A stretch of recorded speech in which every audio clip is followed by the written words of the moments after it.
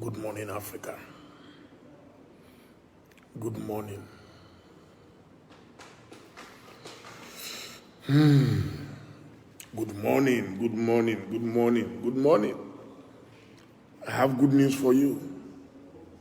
And the good news is that I've just watched a video and I want you to listen very carefully to it, and then you and I will discuss it. It is the press conference addressed by Pastor Itwa Igodalo, my very good friend and brother. He said it all, he summarized it all. He summarized everything. So I want you to listen to it. I'm going to play it for you in a moment. I'm going to play you a couple of videos, and then you will see that the problem of Nigeria is not something that cannot be solved, but some people are just not ready to solve it because it tallies with their own personal agenda. I don't know how leaders can sit down, arms akimbo, and just watch a great nation perish. It's unfortunate. So, Pastor Itwa, over to you. Please listen carefully. Let me say bold, loud, and clear. The problem of insecurity in Nigeria lies on the table of Muhammadu Buhari. If Muhammadu Buhari is ready today to stop all this insecurity, he has the power, he has the ability, and he knows what to do. You can read my lips. He knows what to do. The reason why he's not doing it, I don't really understand. The reason why he's not showing enough energy and effort and direction and interest and concern in this, I really don't understand. For a person who was a general in the Nigerian army, he looks a little bit too complacent, a little bit too lackadaisical concerning this issue of insecurity. The insecurity problem starts first with a tone at the top. Aliyu Bada, I will reply you in a second. A bunch of security leaders who were disunited, quarreling amongst themselves. They couldn't agree on anything. They couldn't fight behind one common purpose. And a lot of them were just doing whatever they wanted. And the gentleman, Buhari, was looking at them. Everybody told him, these people are not united. These people are not working together. These people have different agendas. And he did nothing about it. And so that can't work. It can't continue. Now we have a new set of security leaders. Let us hope that these ones can come together and face this problem. You know, how can you capture 257 girls and we don't know where they are? It's not possible in this day and age with technology and everything. Do you know the amount of effort it takes to move 250 people across a certain place and nobody saw them and you can't find them and they disappear? And they say this girl near Sharibu, she's captured, she's having babies every year and you can't find her. What does that mean? What nonsense is that? And you are telling us that she had baby. Who made that announcement that she had baby? Where's the person? Why don't you bring him and say, where's the baby that she saw? And where's the girl? And we can't find her. And we cross our hands and we are looking. If Sharibu was my daughter, I would go to wherever she is and go and pick her out and look for her. But we're looking because, you see, we're not really serious about these things. People come into a village, they rape the village, 20 of them, they carry the women, they carry the children, and we cannot find them. Who does that in this day and age? It doesn't happen. A man comes, they pick up a man, they take him into a forest, they cut his head, 8 of them, they are speaking, they are videoing it, we're seeing them, and not one person said, where are we going to look for these people? There was no call for these people. They videoed it and they sent it to us and we saw it and nobody did anything. I mean, how can that happen? How can that happen? And all these herdsmen that are in the forest, all these kidnappers, the police know them. The police know where to find them. But nobody is engaging. Nobody is trying. It's a business. It's a business. People are making money from this thing. People are selling arms to these people. People are making money from security votes. People are making money from the pain and the death of innocent people. And that's why this problem is not being solved. And somehow we are looking away. Hello. Hope you enjoyed. Okay. Before I talk about Pastor Itwa's broadcast, I want to respond to one Aliyu on Instagram. Aliyu, Aliyu, how many times did I call your name? I am not a cheap monk. If you are cheap and you think every Nigerian is jobless and they have to live on government before they survive, I am not one of them. Okay? I am happy that I'm not a minister in Buhari's government. It would have been unfortunate. Yes, it is true. If you're a minister, of course you can't talk. It's like working for a man. If you want to talk, then you resign. So don't come here and try to blackmail everybody. So anybody who complains about Buhari is because they didn't make him a minister. When for the life I live today, no minister lives it. Quote me on it. I have my freedom. I live wherever I want. I go wherever I want. I say whatever I want. I'm not a dullard like you. What's wrong with you? Are you proud of the Nigeria of today? Can you sleep in your village? Tell me where your village is and tell me the last time you slept there. Tell me the job you do and what you have ever contributed to Nigeria, apart from being a parasite. You come here, you think you can insult me? Aliyu, please get off my page. People are dying. You are coming here to talk about ministerial appointment. What has that got to do with anything? Because all of you go into government to go and steal. I'll be 61 in 2 weeks' time. I've never lived on government. I've never been in government. What more do I want in life? You think ministerial appointment is the problem of everybody? Those of you who cannot survive outside government, that's your business. That's none of my business. No, it's my business to talk to him. We need to let people know that the country belongs to all of us and we can talk. I criticize Jonathan. So why can't I criticize Buhari? Because he is God? We supported him with our sweat, with our hard-earned money, and if he's disgracing us, we have a right to react. We supported him. And I apologize again and again. I apologize publicly that I ever made such a mistake in my life. But we want our people in 2019 not to repeat the same mistake. People are dying. People are hungry. People are jobless. All you people do is, because somebody is from your area, you have the same ethnic background, so nobody should talk to him, nobody should touch him because he's egg. Buhari is the president of Nigeria, but Buhari is a public servant. He does not own Nigeria. He does not own Nigeria. Nigerians pay him. They pay his hospital bills. They pay everything. Anybody who does not want to be talked about should not go to government. You can't employ a man and then the man you employ will say, no, you can't talk to him. You can't query him. Whatever he does is final. I wonder what's wrong with Nigerians. So it was good for us to criticize Jonathan, but it is no longer good to speak about Buhari. The country has virtually collapsed on its head. You are telling us we can't talk. Because of what? If Buhari sits in front of me, I will repeat it and tell him to his face that you have failed. What have I said that his own wife has not said about his government? That Nigeria has been taken over by bad people. Am I the one saying that? Is that not his wife? When tomorrow comes, Buhari will say, oh, he didn't know. So that's why we're telling him. So those of us who have the voice that can reach him, that's why we're saying it publicly, that Nigeria has collapsed. Muhammadu Buhari, listen to the cries of your people.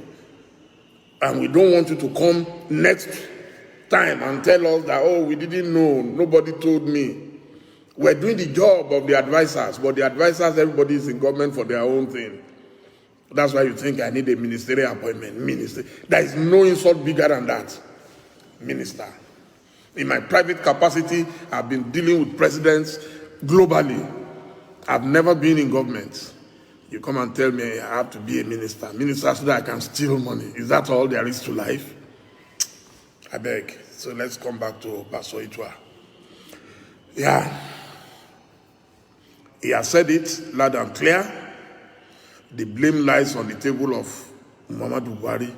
No other person should be blamed. If Buhari wants to end this thing today, he knows what to do. But Buhari obviously is being sympathetic to his people. He doesn't want it to look like he's the one sending soldiers to go and kill his own people. That's all. Why is it easier to carry soldiers to go and be shooting people in Anambra, in Imo State, in Enugu, in Ebonyi, and all those places? Why is it so easy? The same energy that you are mobilizing against IPOB, why don't you mobilize the same energy against Boko Haram and see if you will not get the result? So we divide Nigeria. Oh, then there's another man I love to listen to all the time. His name is Governor Ortom of Benue State. God bless him. God bless him. We need more people like that in our country. They've turned everybody into a dog. All you can do is bark. You can't, don't talk. People must talk. Anybody who loves his country must talk. We're all Nigerians. Don't let anybody bully you that you can't talk. Why can't you talk? Those of us who are talking, we're the ones who love the country. We're the ones who don't want the country to be destroyed. You can't hear me on Instagram. Please let me know. Can you hear me on Instagram?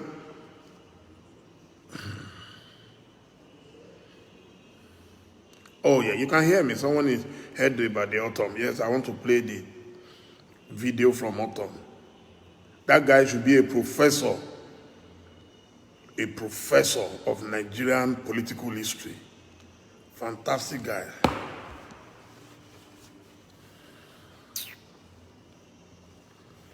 If you are proud of the way Nigeria is now, raise up your hand and pray that your life should be like that. That it is not about all this noise in this country. It is about taking over the land. And I will read this so that you appreciate what I'm talking about and you appreciate my pains. This is a summary of deliberation by Fulani Nationality Movement, January 13th, 2018 to 14th January 2018. That was when they held this meeting in Kano. And they issued this press statement. Listen to it very well.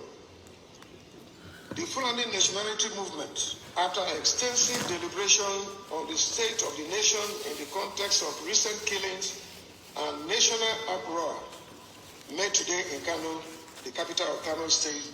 Amongst other things, the Fulani deliberated on attacks on cattle by rustlers, kidnap of Fulani men and women in some parts of Nigeria, displacement of Fulani traditional settlements in the northern Nigeria and some parts of southern Nigeria, stealing of properties belonging to the Fulani cattle owners, amongst other issues.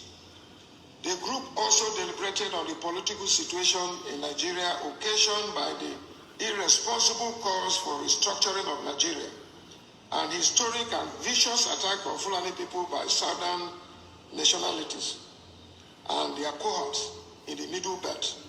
The plot to ensure Fulani are pushed out to backbench in the power equation in Nigeria, and above all, the vicious campaign against the God-ordained place of Fulani as the leading star guard in Nigeria. And after extensive deliberation, we hereby make the following declaration. Listen very well. A. The killings in Benue State of the thief is well deserved. It was a revenge attack on series of onslaught on the Fulani, which most Herodians on November 17, 2017, where 30 Fulani men and women were killed in Nasarawa State. We noticed the recalcitrant culture of the chief people as demonstrated even in the 1804 jihad, when they obstructed our ordained conquest of Nigeria. B, we condemn the media propaganda again to wage war against the Fulani and supported by Yoruba, Igbo, and their bigotry allies in the Middle Belt. That we are aware of plots by minority ethnic groups in the Middle Belt to attack Fulani settlements. D, that we have asked all Fulani across West Africa to raise money and arms to prosecute the oncoming war. We call on all Fulanis to prepare for this holy war. There is no going back. All over the world, Nigeria is the only country given to Fulani by God.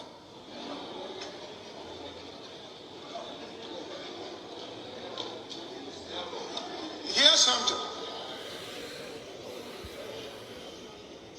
This was a press conference held in Kano.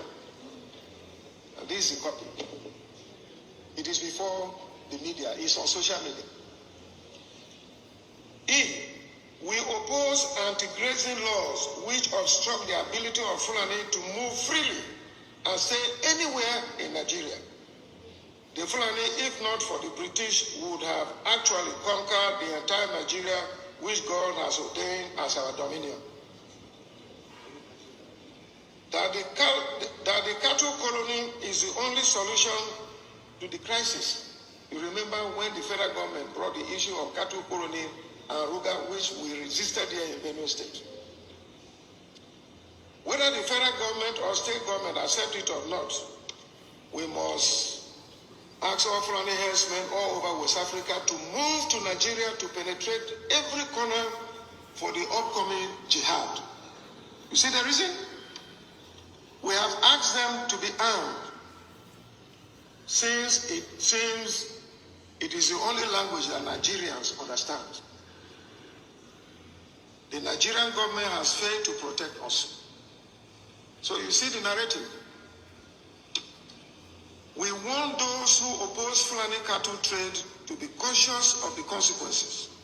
Okay. We are I think he has told us enough. Let me make these clarifications. As a 60-plus-year-old man, I've always been a proud African, a proud Nigerian. I have friends across Nigeria. I love every Nigerian, including those who hate us. My religion does not allow me to hate anybody. I'm a Christian. And I love my neighbors as myself. I have nothing against any Fulani man, any thief man, any South man, any Yoruba man, any Igbo man. I love mankind. Anybody who knows me knows I love every human being. As an African, I'm a Pan-Africanist. I live in England, I live in Nigeria, I live in Ghana. I love people, and everyone knows that I respect every human being. But it is unfortunate that some people who want to live a miserable life believe they should drag everybody along to live miserably. Can you listen to me? Some people have decided that their lives are miserable and they must make others miserable. It is wrong. It is wrong. I heard what the governor was saying just now, where some people said they have a right to grab land in any part of Nigeria. There is nobody who has any such right. So tomorrow, if I want to set up my poultry farm, I'll just go to Kano and say, here I come. I'm setting up a poultry farm, and I'll go and grab land anywhere. And then after I grab the land, then I say I have rights to grab anybody's wife, anybody's daughter, and rape mercilessly and kill them mercilessly. Abba. Nobody has ever stopped any Fulani man from any part of Nigeria. Where is this propaganda coming from? Nobody. We all know and we all read, the richest man in Nigeria today is Aliko Dangote. Has anybody ever stopped him from building the biggest refinery fertilizer plant in Lagos? No. Because the man is productive. He's employing Nigerians. I've known Alhaji Dangote now for about 30 years. He's always been a hard worker. I've seen his work across Africa. Nobody has stopped him. Nobody has stopped him from working. I've been to his plant in Ethiopia. I've been to his plant in Zambia. I've been to his plant in Tanzania. One of the richest Nigerians is also from Kano, like Dangote. Alhaji Abdulsamad Rabiu. He's been my friend for over 20 years. He lives in Lagos. The Bua Group, they are into sugar, they are into cement, they are doing their own refinery, they're doing everything. Nobody has ever stopped them from doing their work because they are productive. But no productive man can just stroll across the border of Nigeria and say Nigeria must accept him because you are a Fulani man. Can a Yoruba man stroll into Mali and say, because I'm a Yoruba man, I want to come and live in Mali, or I want to come and live in Senegal? Even ECOWAS does not allow us to do such. So why are some people looking for trouble and saying they must force themselves on others? Nobody can force themselves on others. If you want to do business, go and buy your land, seek all the government permits, and when they give you C of O, then the land belongs to you. You can't grab anybody's land and say because you're a Fulani man, your cow is more superior to other people. You know, this is what we are saying. But anytime you talk, you say it's because you hate a Fulani man, you don't like us, you hate Buhari. What is there to hate in Buhari? What's my business with Buhari to hate him? When I was spending my own money and spending my time, my energy and resources and everything to support him, I didn't hate him. Till today, despite my vehement disagreement with his policies, it's nothing personal. I still write, I report Buhari every day. I have nothing personal against Buhari. Despite the uselessness of his government, I don't hate him as a person. I pity him. Because there are not many people in this life that God will give a second chance. God has given Buhari a second and third chance now, and he has bungled it. I have no doubt in my mind that the remaining 2 years, there is nothing he is likely to do again. Unless a miracle happens. A miracle would have to happen. And Buhari, there will be a complete transfiguration of the man, and that is impossible. His mindset is so rigid that he cannot change who he is. How many Nigerians need to die before Buhari will talk or reach out to their families? How many kids will have to be kidnapped before Buhari will talk and reach out to their families?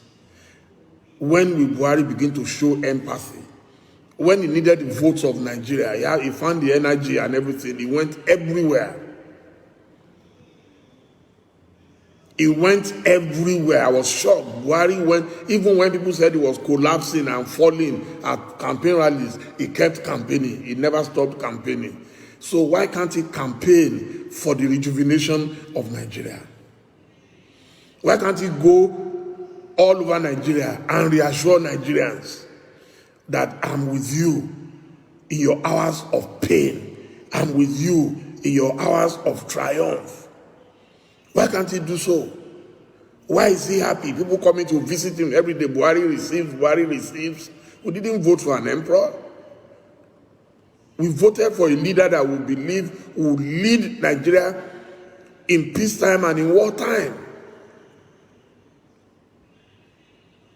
He went everywhere to campaign. I remember he would do like this everywhere. So where is that power? This is supposed to be a sign of power, of strength. Where is that power?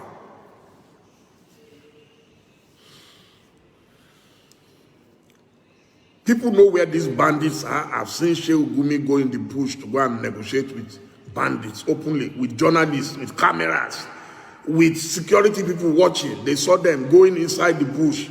Nobody followed them to go and arrest anybody. And these people are carrying weapons that even some of our soldiers don't have. Nobody ever touched them. But just let anything happen in southeast Nigeria, the whole place, they will rain bullets on them. Are they not Nigerians? If you don't protect the people and they decide to protect themselves, like ESN decided to do, how can you blame them? If you protected them, would ESN be necessary? Would anybody waste money to go and arm some people to protect them? But if you have failed, you cannot tell people not to go into self-defense. We lack shame. If you don't protect a man, you are telling the man he should just sit down there and let people come into his house and rape his wife in his presence. What manner of government does that? No, yes, I agree with you, Prince Mike. I agree with you that Buhari is not likely to change. I don't see him changing unless a miracle happens, unless the foreign powers, because it seems our leaders, the only people they listen to, the day the foreign powers decide that they are interested in Nigeria, you will see that a lot of things will begin to happen. Once the interest, the business interests of the foreign powers gets seriously threatened in Nigeria, you will see them react. Then they will call their man Buhari, and you will see Buhari will answer them. We're the ones our leaders don't respect. They don't respect us. They have no respect for us at home. But when it comes to foreigners, yes.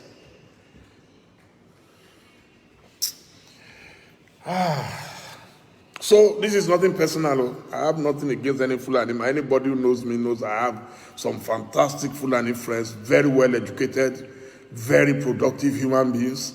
But if Fulanis now decide that they want to reduce everything to cows, then that would be unfortunate. And the Fulani elites have refused to talk. They need to speak more. There are a few people talking, but they need to speak more. They need to reach out to their people. They need to go and educate the Almajiris. There are too many Almajiris in the north. They are poor. They are hopeless. They are helpless. Nobody to give them hope, nobody to help them, and you expect they will not take arms? It's a miracle that it even took this long for them to react. So sometimes when we talk about banditry, and if you see the sort of indignity that these kids suffer, the pain in their eyes as you drive through the streets of Kano, you'll be shocked that this did not even start much earlier. Unfortunately, the same people are going to rise up tomorrow and say they want to contest for election. And the same poor, hungry people will vote for them because they are from my area, like the Aliyu man who was talking rubbish on my page just now. The only reason he will not listen to Dele momodu is because Dele momodu is not a Fulani or Hausa man like himself, so I have no right to talk. Unfortunately, we have been talking for a long time. I started talking as a pioneer jambite at the then University of Ife. I entered Ife in 1978. I don't know where you were then, so go and check the records. We spoke. We spoke when Babangida was there. We spoke when Buhari was there. We spoke when Abacha was there. It is our right to speak, and we shall continue to talk. They have not carried any arms. If you cannot touch those who carry AK-47, and you are interested in those who are talking and speaking the truth to power, then it's your headache. That has nothing to do with me.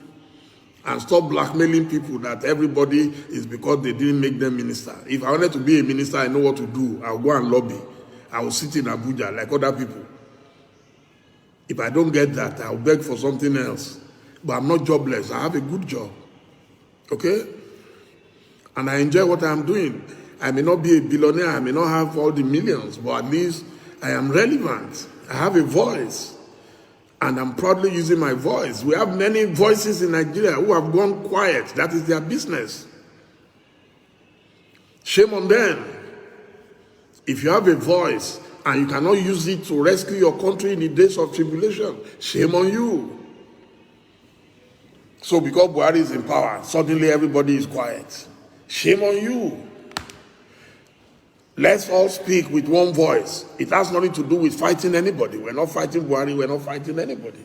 We're just telling him the truth. That Nigerians are dying in case he doesn't know, in case he has nobody to tell him.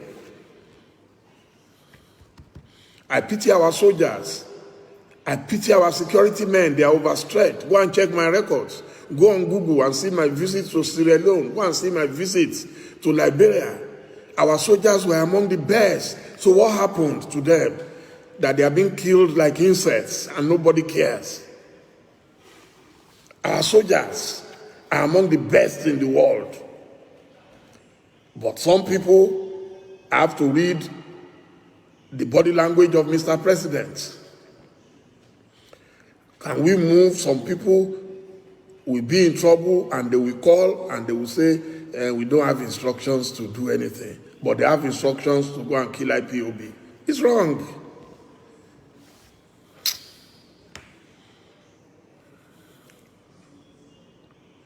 The job of a president is to govern everybody equally. Every soul in Nigeria is important. Whether you are Igbo, you are Yoruba, you are Hausa, you are Fulani, every Nigerian is important. And let me assure you, history has taught me that no country can live perpetually in stupidity. History has taught me that no leader can live forever, whether you like it or not. In 1998, I woke up in London. I was in exile. I woke up and people started calling me. They said Abacha died. I said, it's not possible. How can Abacha die? Then Chief Olusegun Oshoba called me and said, Dele, have you heard? I said, Chief, don't join them in this rumor, sir. Abacha cannot die. Abacha was gone. He was gone. The day before, his word was law. Nobody could challenge him. And that's why I always tell my friends who are in power, don't behave as if there is no tomorrow. Don't behave as if there is no tomorrow. Why don't you do what is right today for the sake of your children? Abacha is gone, but the children are here. Very fine children he left behind. I know a few of them, one-on-one. Gumsu, Zainab, Rekia, Mohammed. You know, these are very fine people. So if people remember that my children are going to be left behind, won't you try and do the right things? How can any leader not talk to people? Thousands of people have died. And all we see is my friend Shehu Gaba Shehu will come out and address the people. We didn't vote for him. We voted for a president.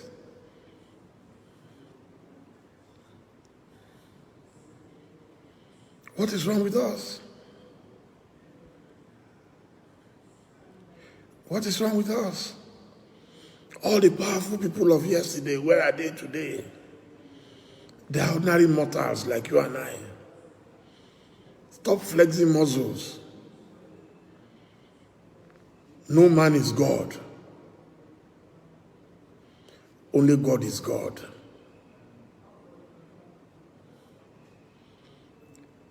Nigeria is doomed. We won't go to the dustbin of history. I pray not. As a Christian, I believe in miracles. I've told my friend Omoyele Sowore, he believes in revolution. I believe in a miracle. I believe a miracle can happen. We've seen it happen before in Nigeria. When we think we've reached the dead end, something will happen that will alter our drive towards perfidy, our drive towards Golgotha, our drive towards perdition.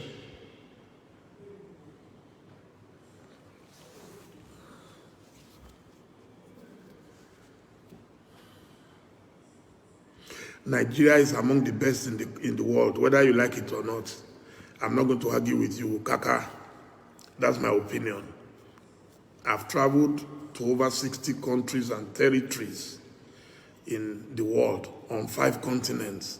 There is nowhere I've been that Nigerians are not doing great except in Nigeria, where nothing is done on merit. It's about who you know, not what you know.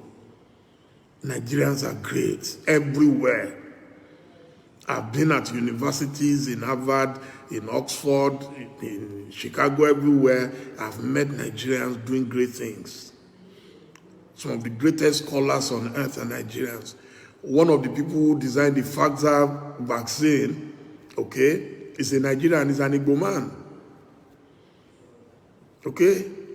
I've met Professor Philip Emegwali one-on-one personally. I hosted him in my house in London.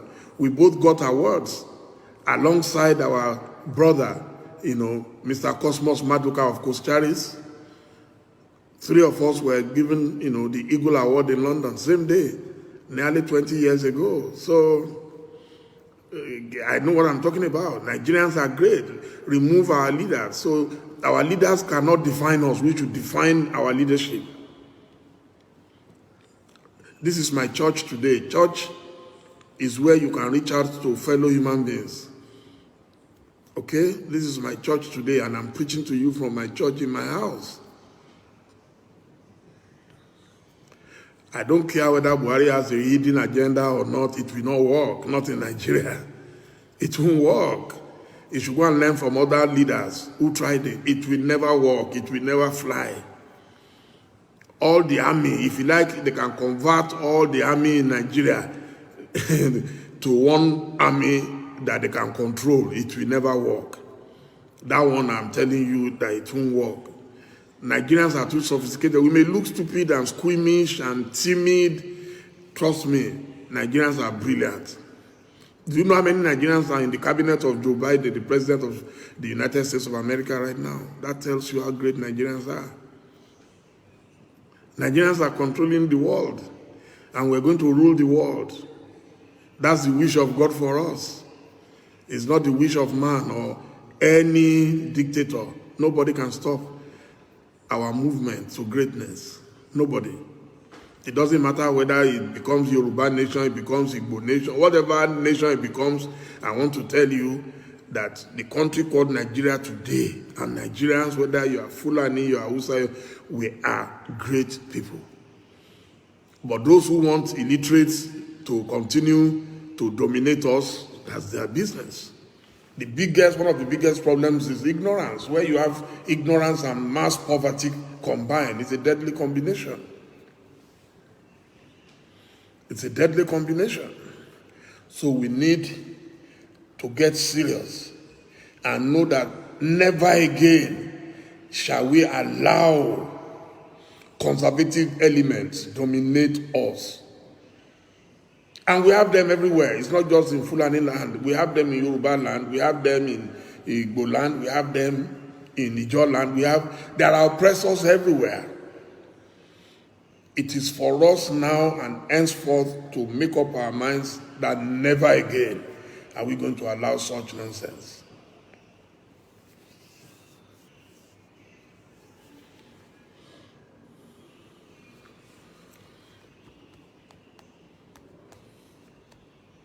Jennifer, all this one I'm talking is gist. Well, you are free to talk whatever you like. If you consider this gist, you want to protest so that you can follow me. Why can't you lead the protest? Do you know since when I've been protesting? Before you were born, I've been protesting. Okay? There is no form of protest bigger than this. You will not have seen me one-on-one if not for this platform now. So if you want to protest, please feel free to protest. Jennifer Poch 1. Okay? Feel free. Other young people will join you.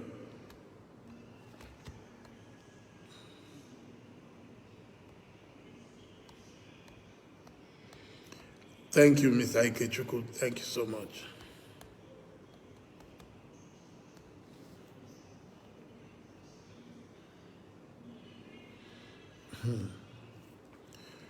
Well, the decision of God is the decision of God.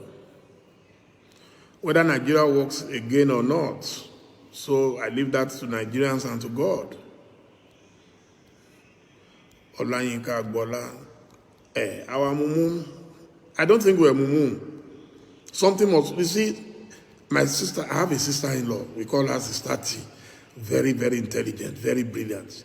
She said something to me, I think last week. She said, look, God deliberately brought Buhari to do something. Nobody will believe it. Without Buhari, Nigerians will not be as aware as they are today. We'll still be managing and thinking, no, it's not true. You know, there are people, if you talk to them, oh, no, it's not true. Oh, there is no agenda. There is no agenda. We've been talking about this agenda since the time of MK Abiola. A man won presidential election, fair and square, and they aborted it. And people say, no, it has nothing to do with agenda. It's a military. Who are the people controlling the military? It's been there. We saw it, but we ignored it. We were too laid back. And the same Nigerians, the biggest sufferers, they are the ones who will give the biggest excuses. No, it's not true. No, you people say, your conspiracy theory is too much. Buhari did not hide his own agenda. When you complain today that everybody is in his government is Fulani, tomorrow you will make appointment again and further provoke the country. When you complain, it's like, the more you complain, the more he gets angry. Tomorrow he will still repeat the same thing. I have never seen such a thing in my life. You have two major agencies in transport, the MPA and the MASA. You keep your people in MPA, you remove the South man, the Akuku Peter side, you remove him from the MASA and you replace him with one of your people. I'm not saying the person you replaced is not qualified. I'm not saying the person is not brilliant. But what I'm saying is that in the name of fairness and equity, so wouldn't you think that you will at least share it 1-1? Okay? Share it. Keep our sister Adiza and leave our brother. So that at least people will feel a sense of belonging. No. They will say it doesn't matter. You don't care. It is good. So when people react, they don't complain because people are definitely going to react.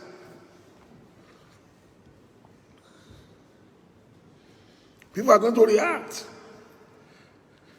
There is no way. One thing I know Buhari cannot succeed in doing is to stop Nigerians from talking. Of course, most people will keep their mouth shut like mumu, that's fine. But I know Nigeria very well. That nobody can cow us. I pity our governors. Let me talk about them. If you see the way our governors, Rababa, go to Abuja, take picture with Buhari as if, they are going to Hollywood to go and meet some superstars, take pictures. They bring some files. They'll bring files. I saw Zodima the other day. They will carry files. They are discussing with Buhari. What are you discussing? Your people are dying. And then you are boasting. You are the one who sent soldiers after IPOB. Are they not citizens of your state? If you protected your people, if your people are happy, will IPOB gain upper hand? IPOB is relevant because majority of the people are angry. They are unhappy. They can see lack of performance. They can see lack of progress. Anybody who knows the Igbo people will know they are amongst the most brilliant. I always call them the Japanese, the Chinese, the Indians, the Koreans lumped into one. That is the Igbo nation for you. Any serious president would have turned Igbo land into Silicon Valley. But because you have this mortal fear of the Igbo man, you have this hatred for the Igbo man, as if they are not nice. And they say they want to go, you say they can't go. If a wife is tired of the husband, or the husband is tired of the wife, then go your separate ways. But you can't say you don't like me and say you must, by force, you still want me to stay with you. You must choose one. You must choose one. The Igbo man cannot aspire to be president, but he can aspire to be your houseboy. No. And they say, no, we are tired. We can no longer do this. And then you say they can't go. Let them go. And then if you want a country of your own where nobody can challenge you, then form a Fulani nation. Nobody will stop it. You have the power, you have the military, you have everything already. You control the central bank, you can pack everything and take. Nobody will go against it. We are not going, if the Fulani say they are going to there, I'm sure most Nigerians will support it. Nobody is going to stop you. So why are the Fulanis then saying others cannot go? So the solution is, if you don't want people to leave Nigeria, then treat them like Nigerians. Treat them like Nigerians. Treat them with love. Cuddle them with affection. You want your child, your baby not to cry. You must hug the baby. You must dance with the baby. You must give your baby lollipop. It's easy. It should be easy for anybody to live together in peace or to disintegrate in pieces. It should be very easy. There are two options. There is nothing to speak against Ruga. Ruga, it can't work.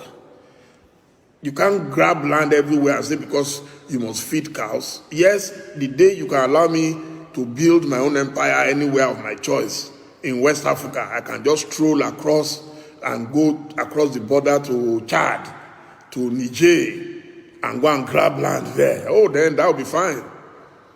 Under what law would I allow somebody to come into my farmland? I've planted my corn, I've planted my yam, I've planted everything, and then somebody comes, and then you with your cows. I was in Akure last weekend, I couldn't believe it. I said, so after all the noise that Governor Keredolu made against this thing, they ignored him. I saw cows on the streets of Akure. I saw cows in a local government place somewhere there. I was sure if I asked one of our staff, Innovation Television, to take the picture. Cows inside Akure. Tell me if you are, and a lot of them go to London or Dubai, and so you can't tell me that Islam allows it, because Islam does not promote nonsense.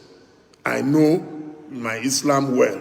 My grandparents were Muslims while my parents were Christians. So I belong to both religions. Imagine going to Dubai and as you come out of the airport, you see cows on the streets. Is it possible? Or you go to Saudi Arabia for Umrah or for anything. You go to Saudi Arabia and then you see cows on the streets. So where did we get our own backwardness from? Cows everywhere. And you say they must condone it. If you want to do it, there's no problem. Create a cow colony in Fulani land. Nobody will fight you. You want Sharia law? No problem. You want to cut off hands of anybody who sins? Why not? It's your own hand. Cut it. But you can't say a Christian should live under your law. It's not possible. Because Christians are not going to force you to live under theirs. So, what is the problem? Oh, you want cows everywhere. Why not? I have no problem with it. As long as it's in your own land, in your own territory, that's fine. But don't come to my house and come and destroy my house and I say I have no right to talk. Some Nigerians now are living in Benin Republic. Are we not shameless? People in Ogun State have been displaced from their own land. Now they are running to go and live in parts of Benin Republic.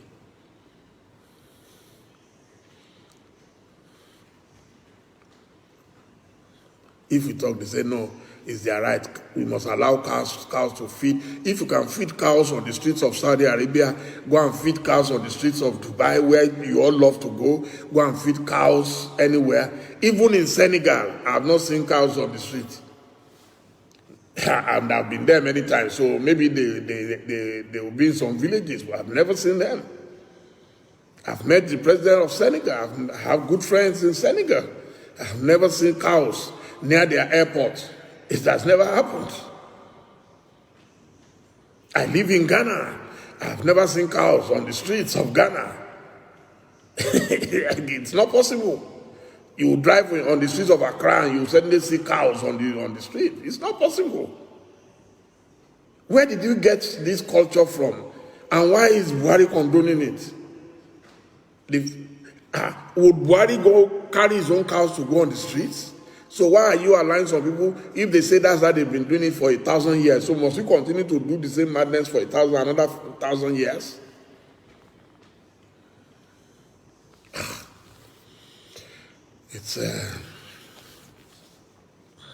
It's very unfortunate.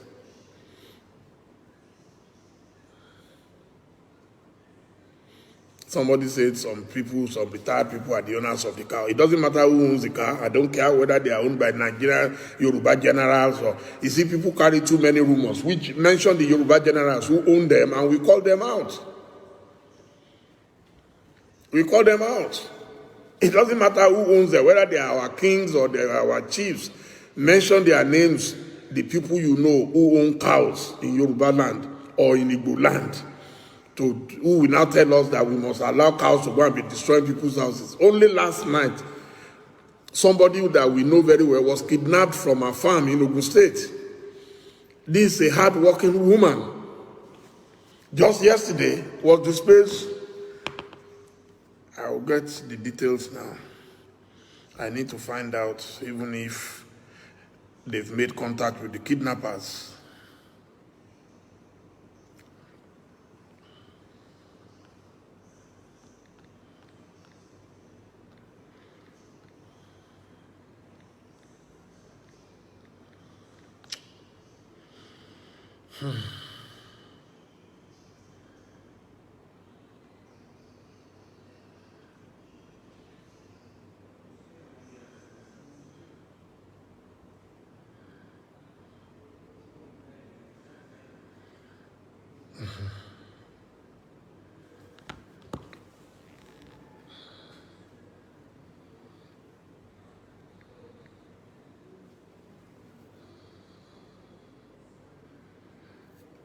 Yeah. Madam Roslyn Afago Edusi, 55 years old, was kidnapped around 6 p.m. this evening from her farm by 8 armed Fulani herdsmen. She, with a male business partner, Mr. Chinedu, were weeks away. Yeah. And this was in Crispin Farms and Agro Limited of Adawode Road, Owode, Ogun State. Please tell me, what kind of country is that?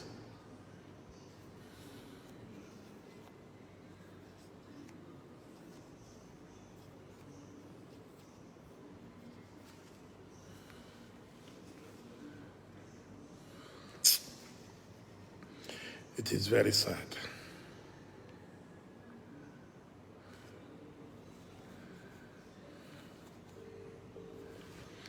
Very, very sad. Hello, how are you? Any luck at all? Yes.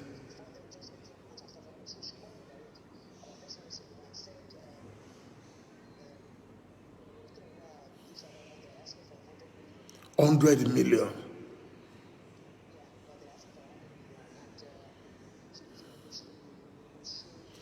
Okay.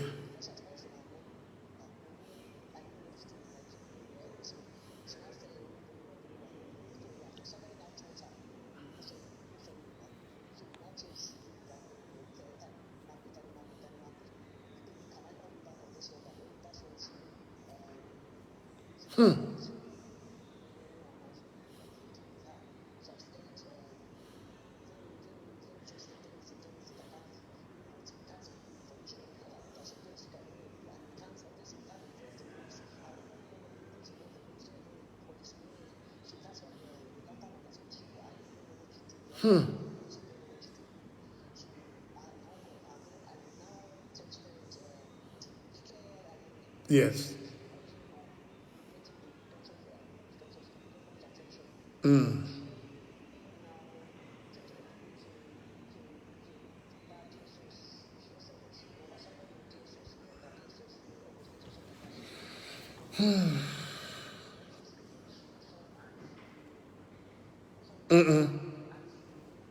I understand.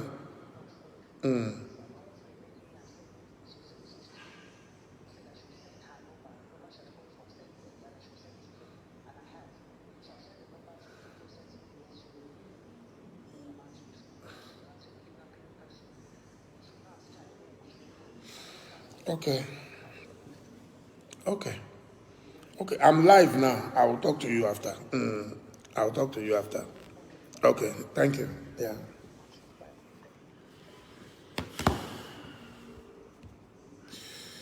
So unfortunate.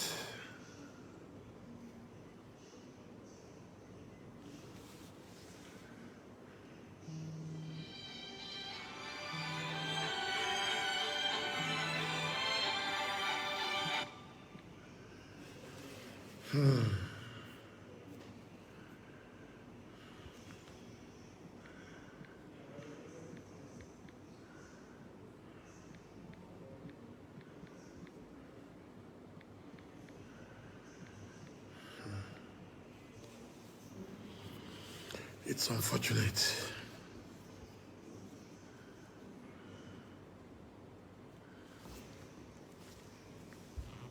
It's unfortunate. It's unfortunate.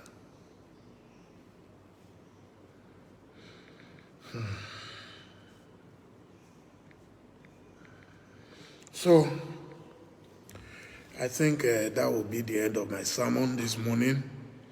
I want to say a big thank you to Pastor Itwa for that very momentous press conference.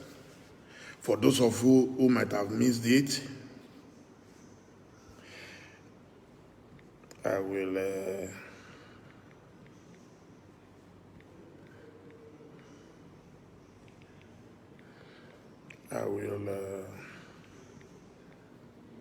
I will play the tape again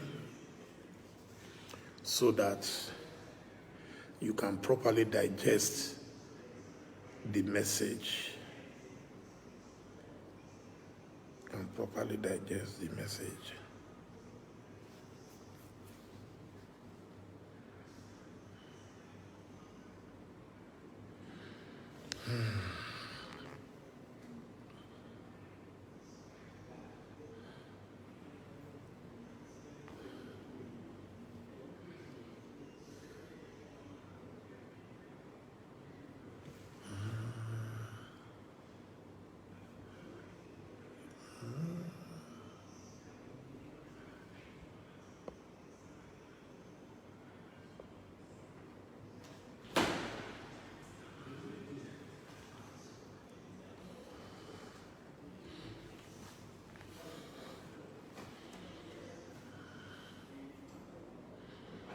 Michael, please arrange some coffee for me.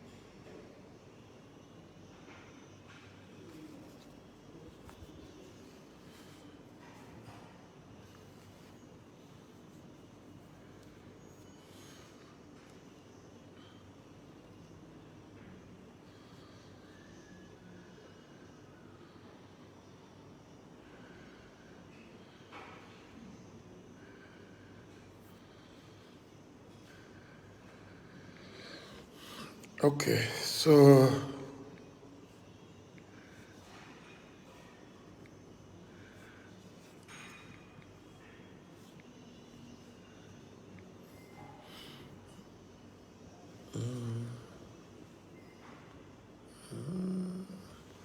okay, let's listen now to Pastor Itua, please.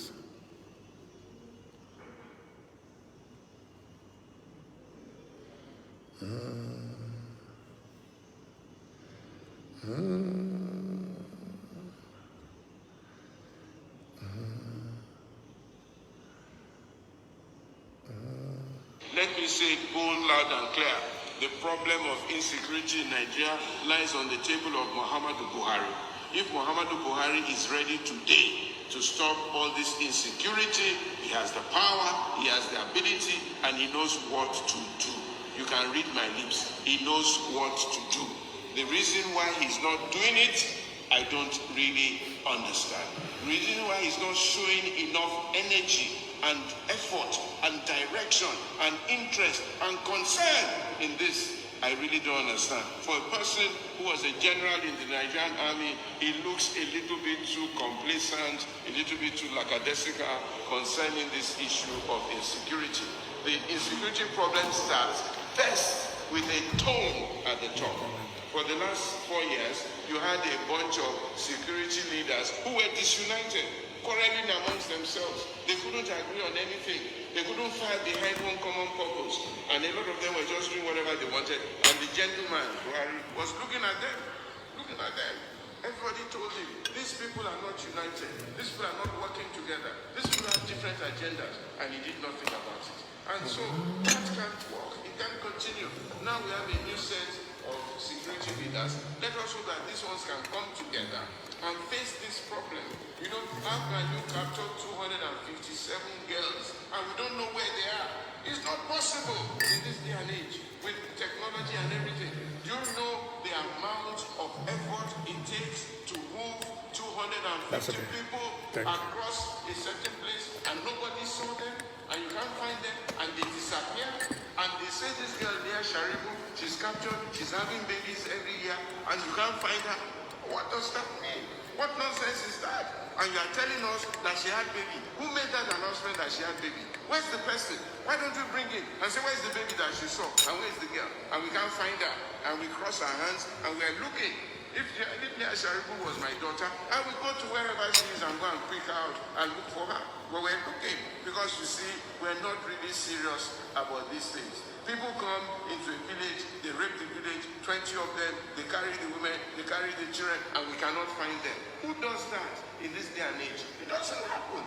A man comes, they pick up a man, they take him into a forest, they cut his head, 8 of them, they are speaking, they are videoing it, we're seeing them, and not one person said, where are we going to look for these people? There was no call for these people. They videoed it and they sent it to us and we saw it and nobody did anything. I mean, how can that happen? How can that happen? And all these herdsmen that are in the forest, all these kidnappers, the police know them. The police know where to find them. But nobody is engaging. Nobody is trying. It's a business. It's a business. People are making money from this thing. People are selling arms to these people. People are...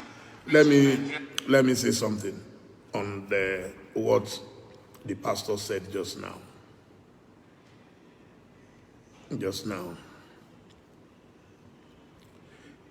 To steal 300 people, theoretically, we need minimum 6 big luxurious buses, 50-seater capacity buses, 6 of them. If there are 25 seaters, it means you're going to need maybe about, what am I saying? 12. Every 100 you need 4 buses. So 4 times 3, so you will need 12 buses. And then the kidnappers themselves must also have extra vehicles with their weapons. So you are going to need a convoy of about 10 people. Are you telling me that you will have 12 to 15 buses in a bush and the satellite will not be able to pick them out. It's true. We're not ready. We're not ready. So let's forget it. You were disappointed in me for supporting an illiterate. That's fine. I've apologized repeatedly, but there's nothing more I can do. I was scammed once, but I wasn't scammed twice, so that's fine.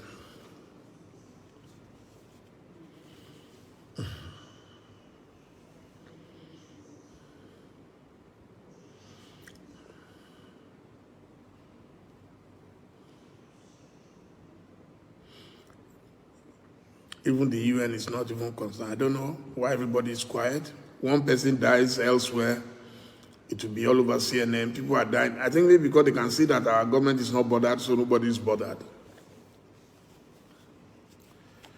Mr. Gbenga Adenuga, how are you?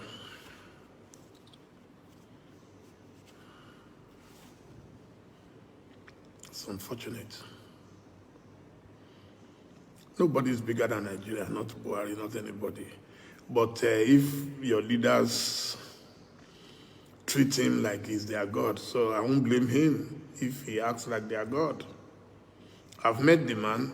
He's a simple man. Met him a couple of times. So I'm always wondering why they're all shaking like jelly.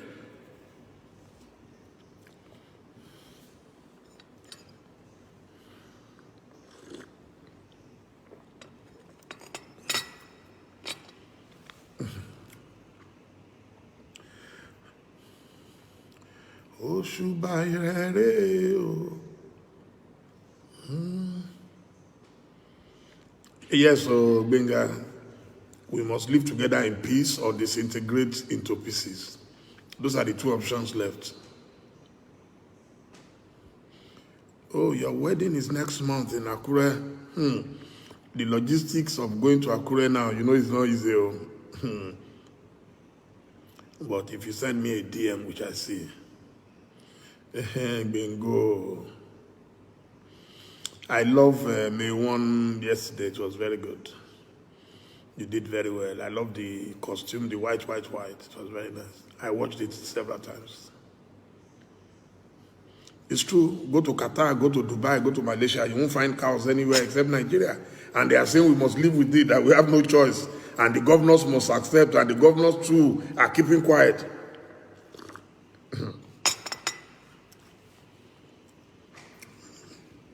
Those who think Nigeria will continue to live in backwardness, they are dreamers. Dreamers. Yeah, it's all about leadership. If tomorrow Buhari says no cow should be seen on the street, there will not be a single cow on the street. I know that for a fact. Have you not noticed that most times when Buhari travels abroad, there is calm at home? God, they know there will be nobody to protect the nonsense they do, so everybody keeps calm. And Oshibajo is able to do his job very well. Very meticulous man, very technical, No human being is perfect, but you can see that he doesn't get himself distracted. He doesn't get himself into all those politics of cows, So, but I don't know.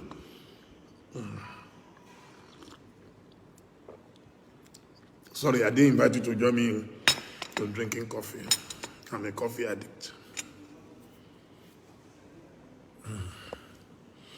My friends on Facebook, if I tell you how much I love you, you won't believe it. I love you. A standing ovation for my friends on Facebook. Right now we have 1,200 watching at once. My Facebook friends, they are too much. Thank you. Don't be jealous of my Instagram friends. Don't be jealous. You're also doing very well.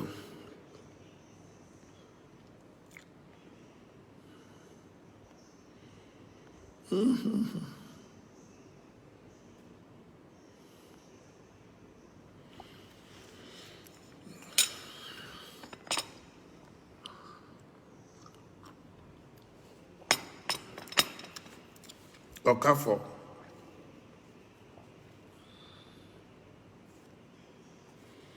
Wow.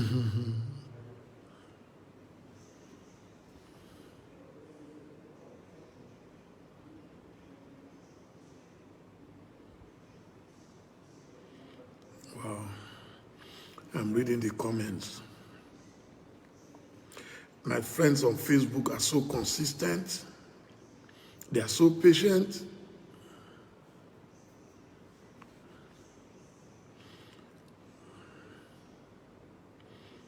You've never ever imagined that Nigeria will follow the path of Syria. But I think Syria is better than Nigeria right now, according to what I'm reading. I think Nigeria is number 3. Iraq, Afghanistan, Nigeria. In fact, even Somalia, that I used to think was the worst, is better now in terms of terrorism.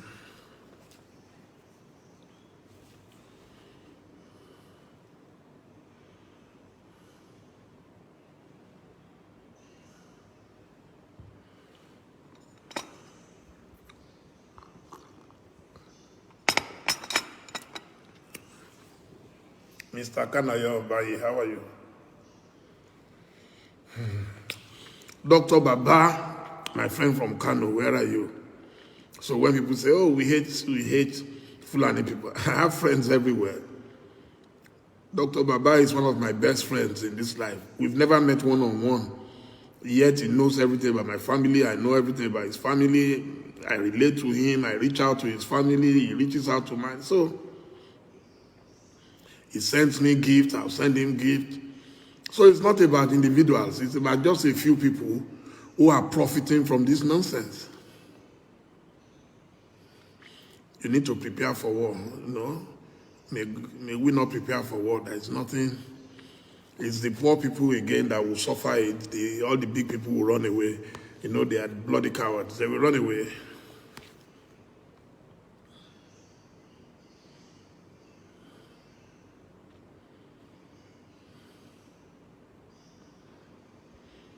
We have a God who never fails. We have a God who never fails. We have a God who never fails. Who never fails. Jesus never fails forevermore. Amen. I don't drink decaf coffee. I drink coffee. If you want to drink, drink. What is decaf again?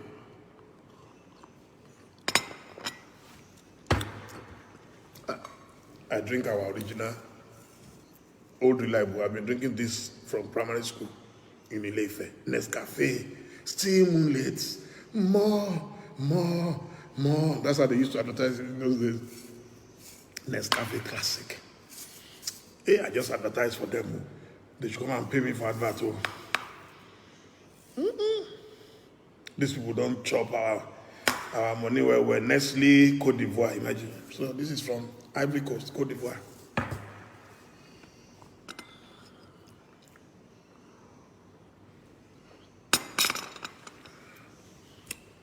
In those days, we would drink Bonvita, drink coffee, drink Milo, big, Milo.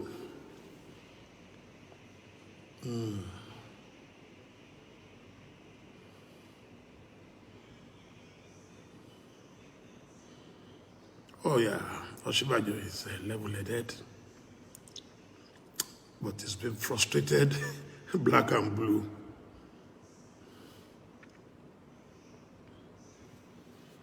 You live in Leeds. Wow. My third son graduated from Leeds University. Professor Wole Soyinka also schooled at Leeds University.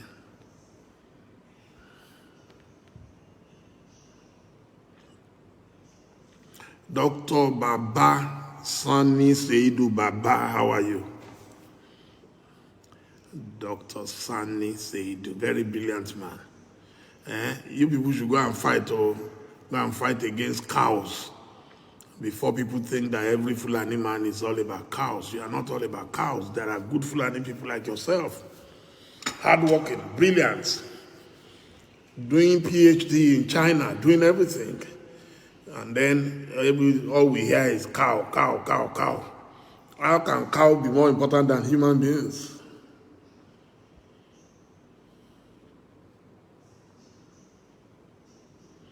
Oh, Sadalulu, you like Nescafe.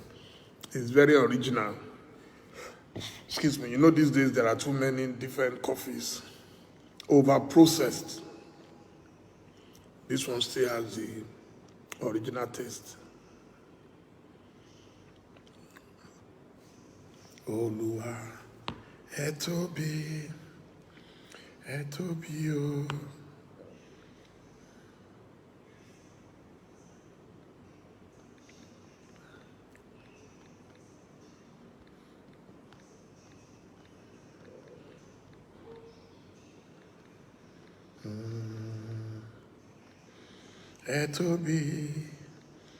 Ẹ tóbi o.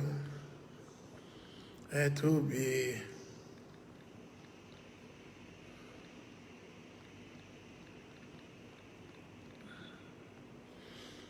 Kò sẹ́ni tá lè fi ṣàkàwé rẹ̀ o. Ẹ tóbi. Kò mà sẹ́ni tá lè fi ṣàkàwé rẹ̀ o. Ẹ tóbi Olúwa o. Ta la bá fi ọ́ wé? Ta ló lè bá ọ dọ́gba o? Ọlọ́run tó yọ Ọlọ́run lọ, ta la bá fi ọ́ wé o? Olúwa, Olúwa wa, orúkọ rẹ̀ ti níyì tó ní gbogbo ayé.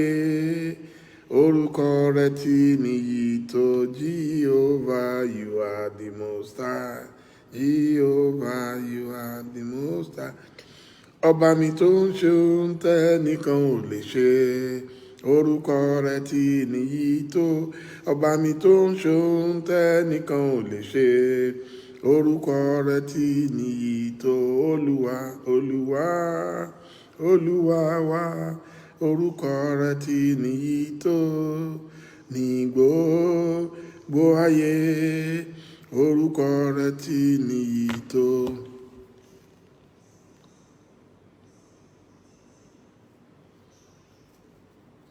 Okay, I've just seen an article by one of my favorite writers of all time out of Nigeria, Uncle Sonala Olumese. He lives in New York. It's titled Sonala Olumese, Fight for Me, Buhari Begs.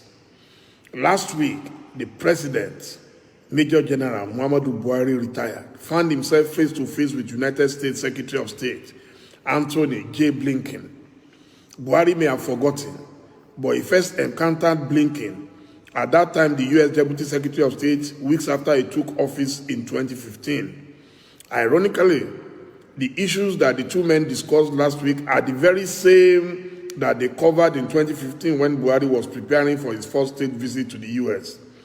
Buhari told Blinken his talks with Mr. President Barack Obama will boost his efforts to overcome terrorism and that Nigeria look forward to greater U.S. support for the multinational joint task force against Boko Haram. He then moved up in the world, arriving in the U.S., where he was received like royalty at the White House by gushing President Obama. The American leader applauded Buhari's reputation for integrity and to make sure that he is bringing safety and security and peace to his country, and a very clear agenda with respect to rooting out the corruption that too often has held back the economic growth and prosperity of his country. Obama looked forward to discussing security and counterterrorism, and now it can be helpful in addressing some of the corruption issues that have held Nigeria back and unleashing the incredible talent of the Nigerian people. Following that meeting, the White House issued a readout on July 21, which said, among others, that Mr. Obama made clear that the U.S. is prepared to increase support for a holistic effort by the government of Nigeria to counter Boko Haram, one that protects human rights and brings together security and development tools to defeat Boko Haram and eliminate the factors that fuel extremism. Buhari also met with other top officials, notably the then Vice President Joe Biden, and they spoke about Vice President Biden and President Buhari spoke about the ways in which the US and Nigeria can partner to overcome the challenges and seize the opportunities. President Buhari and the Vice President agreed on the importance of rooting out corruption in order to unlock the full potential of the Nigerian economy and ensure stability. This is the context in which Buhari's meeting with Blinken last week must be evaluated for the embarrassment and shame that it was. As much as I criticize President Olusegun Obasanjo, for instance, he would have requested and obtained a meeting at the highest levels. Think about it. Buhari, a man who was celebrated in the White House in 2015, could not get a meeting even with Vice President Kamala Harris, let alone Mr. Biden. He could not speak with either official, even by telephone, although they had in March spoken to the leaders of Kenya and the Democratic Republic of Congo. In November, Biden had also called President Cyril Ramaphosa of South Africa. From the rooftop of Buhari Mania in Washington in 2015, Buhari had become indispensable, inconspicuous, and irrelevant because of his policies at home and abroad, including nurturing some of the problems he had claimed he would solve. And of course, Buhari sent to Washington, D.C. for 5 years a man who was so old, it was unclear he knew where he was, let alone why he was there. Last week, if Buhari loved Nigeria, he should have resigned. Indeed, it is over 3 years since I first called on him to resign. Now completely out of his depth, with his incompetence and insincerity spilling grave insecurity into every family and every street in Nigeria. Buhari was last week begging Blinken to beg Biden to send the exact same help the US offered him directly 6 years ago. It was the same week that the inaugural Chandler Good Government Index, CGGI, ranking countries according to government capabilities and outcomes, placed Nigeria as the third worst country on earth, ahead only of Zimbabwe and Venezuela. Buhari's response was to hold out his heart, saying that unless the US and other strategic partners came to save Nigeria, the consequences would spill over to all countries. It was a reminder of his July 2015 visit, when at the US Institute for Peace, he charged that by not selling weapons to Nigeria, the US had aided and abetted Boko Haram. This was about the A-29 Super Tucano light attack aircraft Nigeria had sought to buy from the US, for which the Obama administration, citing concerns about Nigeria's human rights record, had placed a hold. That would get worse after the Nigerian Air Force mistakenly bombed the refugee camp in Ran, Borno State, in January 2017. Over 100 refugees and aid workers were killed. The core of the matter is simply that the Buhari administration has never demonstrated commitment to the task or competence in implementation. He did not read the papers he signed and never took seriously the subject of human rights. And as he nurtured corruption and nepotism at home, he somehow hoped that everyone around the world was also deceived. But everyone has seen the past couple of months, for instance, when he finally changed his service chiefs.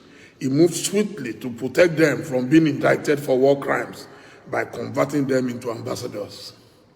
Similarly, in 2018, as the herdsmen violence began to expand, he told the United Nations General Assembly that insurgencies in the Sahel and the Lake Chad Basin featured runaway fighters from Iraq and Syria and arms from the disintegration of Libya.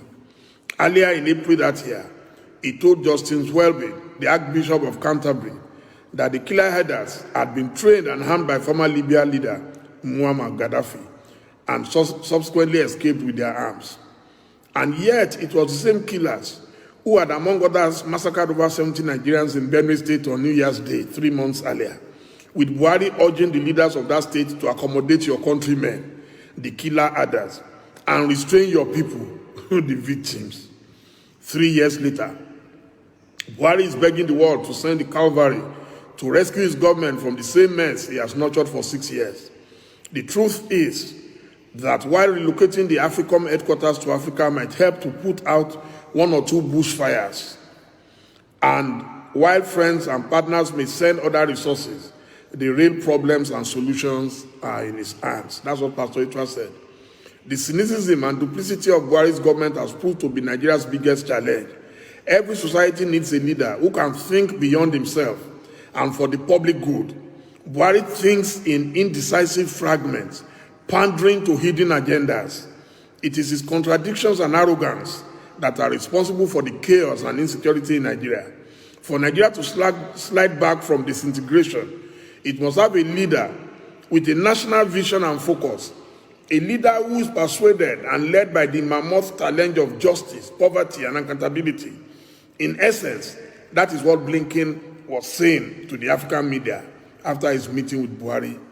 Perhaps Buhari, because he ignores the local press, did not read that encounter. And that is the point. Wow. It is very serious. Thank you, Uncle Sonala. You are the best. You are the best. You are the best.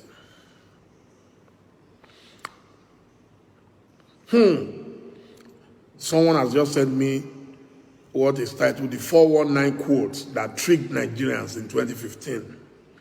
A serious government will fix power problems in 6 months. Babatunde Raji Fashola, November 12, 2014. Stone us, APC, if we do not perform after 2 years. Chief Tony Momo of blessed memory, April 3rd, 2016, The Guardian. The only way to have stable electricity is to vote out PDP. We seriously frown at President Goodluck Jonathan over the unceremonious removal of the group managing director of NNPC, Mr. Andrew Yakubu. It's time to restructure Nigeria. The present situation of things where all component units get monthly allocation from the federal government only makes the state lazy and unproductive. That's Nasiru El-Rufai in 2010. Jonathan should resign if he has no solution to the violence being unleashed on some parts of the country. Nasiru El-Rufai, 2012. The only solution to the present political uncertainty in the country is for the National Assembly to set machineries in motion for the impeachment of ailing President Umaru Musa Yar'Adua. That's Muhammad Buhari, March 10, 2010. Waste, let me give an instance. Presently, there are more than 6 aircraft in the presidential fleet. What do you call that? Billions of naira is budgeted every year for the maintenance of these aircraft, not to talk of operational costs and other expenses. Muhammadu Buhari, February 2015, they have not sold any of the aircraft, so they bought more. We intend to, for instance, to bring back our national carrier, the Nigerian Airways, which I do this by bringing all the aircraft in the presidential fleet into the Nigerian Airways, and within a year increase the fleet to about 20. 6 years down the line, nothing has happened. Why do I need to embark on a foreign trip as a president with a huge crowd with public funds? Why do I need to go for a foreign medical trip if we cannot make our hospital functional? Muhammadu Buhari, February 2015, Nigerians in the UK. Give Nigerians a daily update on the health of President Umaru Yar'Adua to stem the growing rumors surrounding his state of health. Lai Mohammed, December 12, 2009, The Nation. Amechi is not only clean, but a tool to free Nigeria from the corruption imposed on us by those who hate our nation. October 24, 2009. The recent proscription of Boko Haram and Mansaru violates the Constitution. Lai Mohammed, 2013. So things are happening. Things are happening. Things are happening.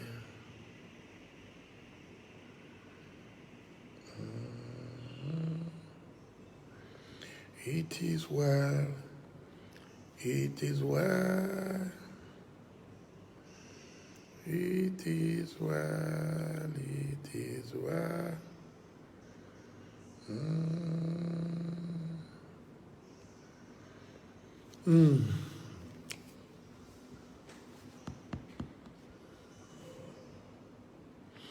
So I should allow you to go and rest. Me too. I need to go and rest. Tired. Let me go and rest.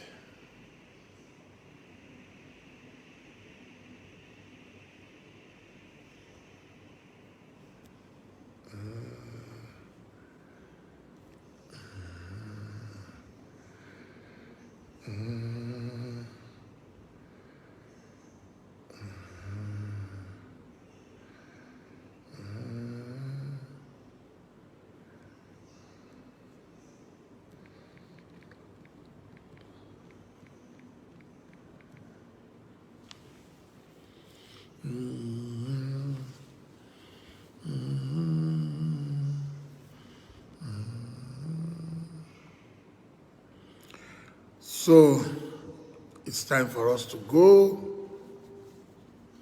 It's time for us to go. Let me go. What's time now?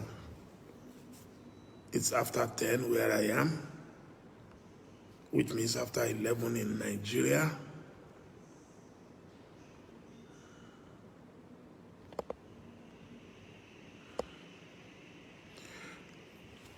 I thank you all for joining me at short notice. It's been most wonderful having this chat with you. I love you, I love you, I love you. And I know that when tomorrow comes, you will remember all our efforts and what we are doing. We're not doing it for anything. Nigeria has been good to us. We went to good schools. We had solid education. And no matter how little, we had our jobs. Today, that is no longer possible. To go to a good school is difficult. To get jobs, difficult. To sleep with your two eyes closed, very, very impossible. But we know that tough times don't last. But tough people must last. On this note, I say, have a beautiful Sunday and see you later. Bye-bye.